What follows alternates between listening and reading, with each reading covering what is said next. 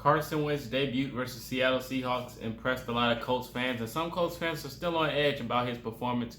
Some people are still not sold about Carson Wentz, reimbursing himself back to being a normal quarterback, after his stint in Philly, didn't end so well. But his first game in Seattle, I can say I was impressed, man. I enjoyed every single second of it. Now, of course, all of it wasn't his fault. His offensive line was just it wasn't the offensive line we are used to. I'm not gonna lie. Now, a lot of former fans of Carson Wentz, or not fans at all, we call those haters. A lot of people say that Carson Wentz's presence coming to Indy is the effect that's what he brings. Is his aura. This thing of not having an offensive line.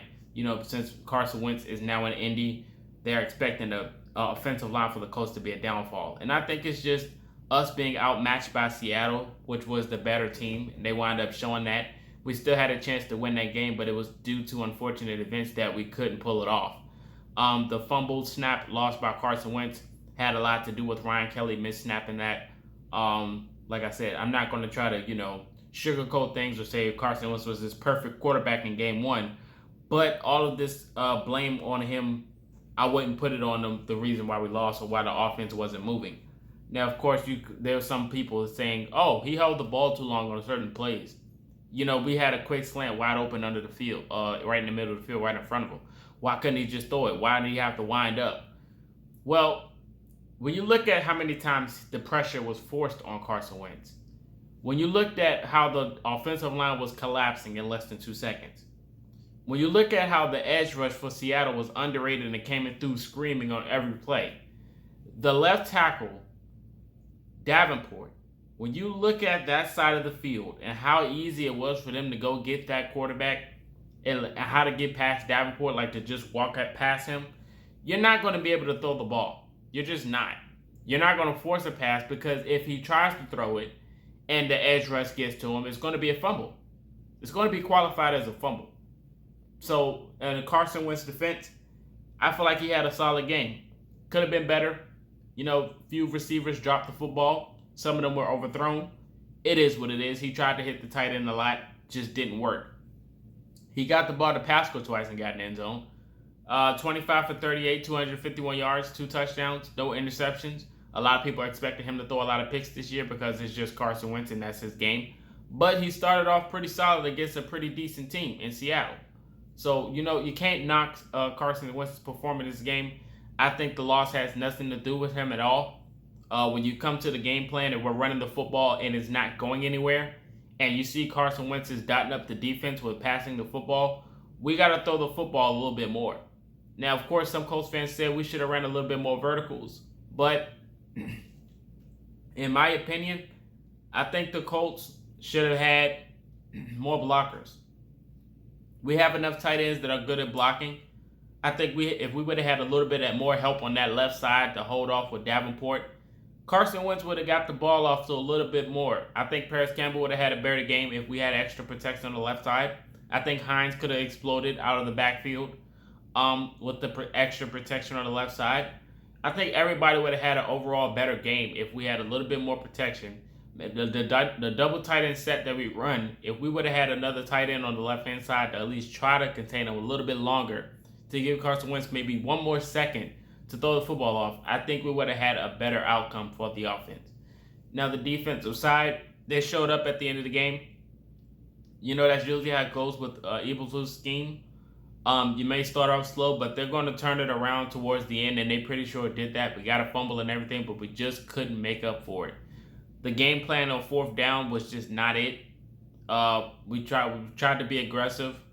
We tried to go for it on 4th and short a few times. Some people say kick the field goal, but when it's 4th and short, I'm not really mad about the decision. It's just the fact that the play calling on 4th and short. Going forward is not an issue, but the play calling has to be better.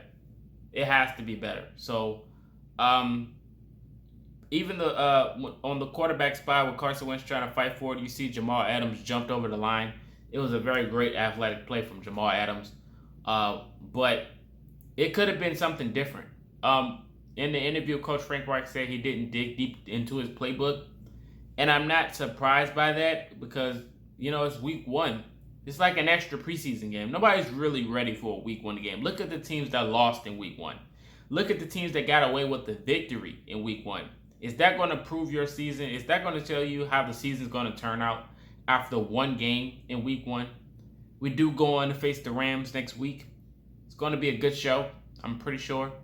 Star-studded event. A lot of talent for the Rams. A lot of people are knocking the Rams. They're saying, oh, they're not this team as you think they are. They're not that good. Look at what they just did in Chicago. Chicago almost won that game. That's what a lot of fans are telling me. But, like I tell everyone else, it's scheme over team. Just because they play a certain way against one team 1 week doesn't mean that they're going to come out the same way next week. So we'll talk more about this prediction later on in the week. But Carson Wentz's performance, like I said, wasn't a bad one. 250 yards for a debut game and you're not even 100%. Not bad. If he can do this the whole year, and I think the running game will improve over the year, I think we're in for a good season. Just simple as that. Jonathan Taylor will not, I'm pretty sure he'll knock the rust off. He had a pretty decent game. Could have been better. We didn't even use Marlon Mack in the first game. So that should tell you how the game plan's looking. It's a little stagnant, but I think it won't carry over. Like I said, Marlon Mack is coming off an injury. So him not being used is a shocker, but I'm not surprised. You know, we're using him by a limit because we do got a good four good running backs. So him not being used in game 1 isn't an issue. Paris Campbell exploded. I feel like he could have had a better game if we would have thrown the football more, but that's just me. Michael Pittman Jr. could have had a better game if we would have thrown the football more, but that's just me. I thought it was going to be an aired out game between both teams, but it wound up looking like aired out Russell Wilson versus run by committee Indianapolis Colts. Like I said, the game plan was just atrocious. When you see something not working, you would expect them to switch it up. But like I said, it is week 1, so I'm not surprised. Coach knows what he did. He said he has to be more aggressive. We're looking forward to seeing that in week 2. If you're going to the game in the comment section, feel free to let me know. I will not be there, but I will be watching from afar and rooting. I truly hope the Colts can pull it off in week 2. There's a lot of people saying, hey, we can do this. We can beat the Rams in week 2. I'm not mad. I said we can do it as well, but it will not be an easy test. I told people that it will not be Donald versus Nelson. The Rams know that the weak spot is on the left side of the field, so expect Donald to come off the edge. It's not going to be Donald versus Nelson. Just throw that out the window. It's not going to happen. If a defensive coordinator sees a mismatch, he's going to expose that weakness. So I'm expecting Donald to come off the edge screaming. Hopefully we get some more blockers on that side. I'm pretty sure I doubt it.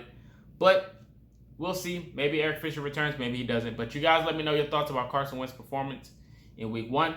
Let me know what you think we should have did to have a better outcome. And how do you think he's going to play week 2? Let me know all these things in the comment section. This is Marcus, and until next time, you've been Culture Shock.